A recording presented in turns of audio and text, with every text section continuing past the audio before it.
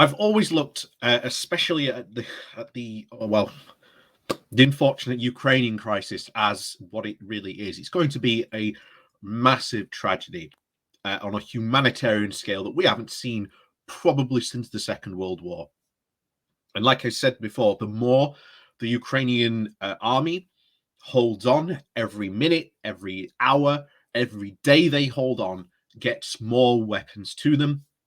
But on the other side, this makes Putin far, far, far more desperate.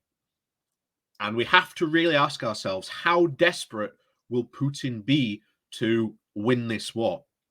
We've seen, especially in the past day, him deploy cluster munitions, which are an incredibly deadly weapon, basically deployed on civilian areas. If you've seen the video of the video, that was a shopping mall. You know, that was very clearly a civilian target. And again, people, remember, in Ukraine are still using those places to go and get stock up on provisions. So that's certainly one war crime for Putin there. But the other thing we have seen as well are thermobaric rockets going in. And these are essentially modern day flamethrowers.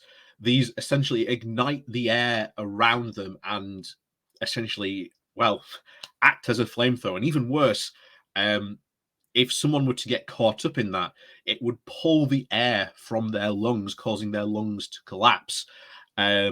Again, very, very deadly and worrying weapon. So you can see how much Putin is stepping this up. So we really have to ask ourselves this question. And I myself am worried about this question. Should we be worried about Putin deploying nuclear weapons? Because he has okayed the use of tactical nuclear weapons. These aren't, the massive, wipeout weapons. We're talking a lot more smaller version of these weapons. And again, this is in Russian military doctrine to use these weapons when they get desperate. And we have to ask ourselves, how desperate is Putin really getting? So before we do get into this piece, please remember to hit that like, share, and subscribe button. And also down below, there are links to my Patreon page and a one-off donation link called Buy Me Coffee, where you can, buy me coffee. And as always, thank you very much to all those people who do help support the channel that way. So on with this. This comes from The New Scientist, the title of "Would Vladimir Putin Really Use Nuclear Weapons in Ukraine?" Nuclear conflict is a distinct but remote possibility as global tensions are ratcheted up by Russia's faltering invasion of Ukraine, warns the analysis.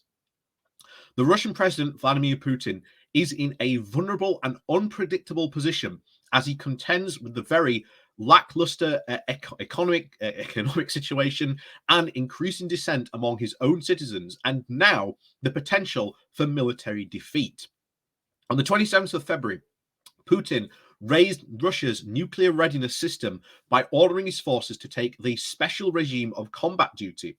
Patrick Berry of the University of Bath, UK, says that this announcement was unusual, vague, and counter to the typical nuclear deterrent strategy of acting clearly and transparently as a warning to others. He and other fellow academics and analysts have assumed that the country would be at level 2 of Russia's four-level system already, given obviously the situation in Ukraine. But Putin's announcement is being widely interpreted as a move from level 1, stood down, to level 2, ready to accept an order to fire. Berry believes that we are closer to nuclear conflict now than at any point since the Cold War tensions back in the 1980s. Putin has poked a sleeping giant, he says. The West has responded massively. This response obviously included Western nations sending weapons to aid Ukraine, while stronger than expected economic sanctions from around the world are piling on pressure against Putin. If Russian invasion now fails, he could very well be removed from power or even killed in a coup, which Barry warns is a situation that backs Putin very much into a corner. Barry put the odds of a nuclear detonation as a result of this crisis at least 20%, but points out that it need not all lead to an all-out nuclear war. Instead, we could see low-yield devices used against the military in the Ukraine, or even a large detonation at sea simply as just a show of force. David Galthy of the University of Bath says the conflict is about more than Ukraine. It is a flexing of the Russian muscles against what Putin sees as the growing threat in cooperation of the European Union and the NATO military alliance. Gabriel says that it is obvious in the build-up to the invasion that the types of personnel and weapons amassed at the border were the type one would deploy to quick strike against Kiev, the Ukrainian capital, and try and oust the Ukrainian president, Vladimir Zelensky, and install a puppet leader, and those are not needed to actually occupy a country. If this was indeed the plan, that has already failed. And therefore, we may now see the stronger use of stronger military options that are available to Putin, such as electronic warfare that can cripple enemy surveillance and vehicles of sophisticated anti-aircraft missiles that prevent Ukraine from defending its airspace. Currently, it is still able to launch its aircraft, and dogfights with Russian aircraft do continue.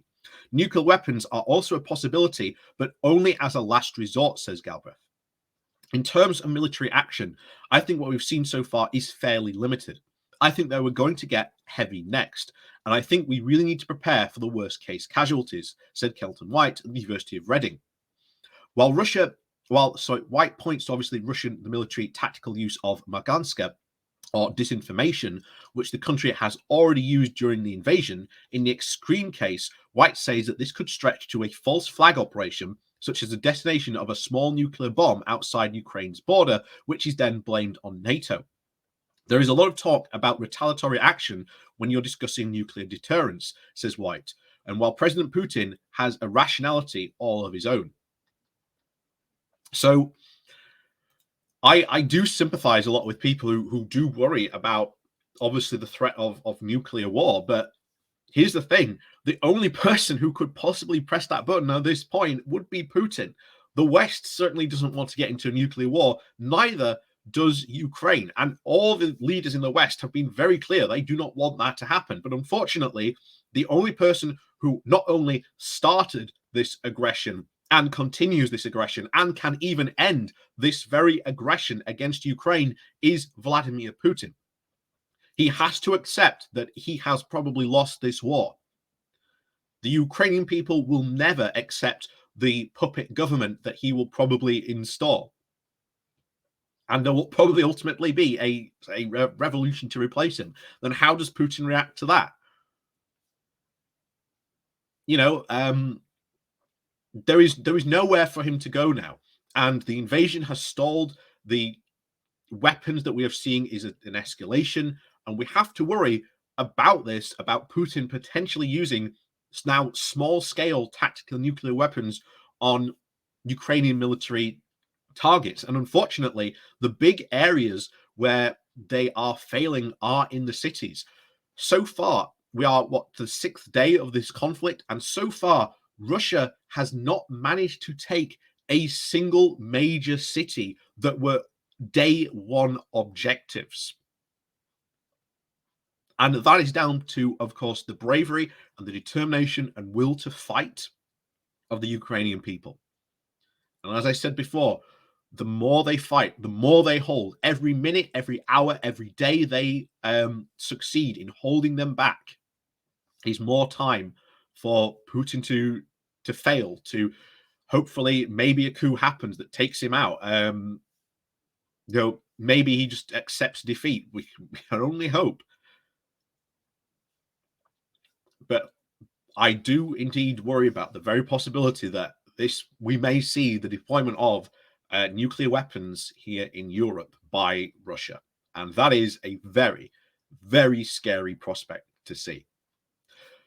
So, as always, thank you very much for watching. Please do remember to hit that like, share, and subscribe button. And of course, down below, there are links to my Patreon page and a donation link called Buy Me Coffee, where you can buy me coffee. And as always, thank you very much for watching, and we'll see you all next time.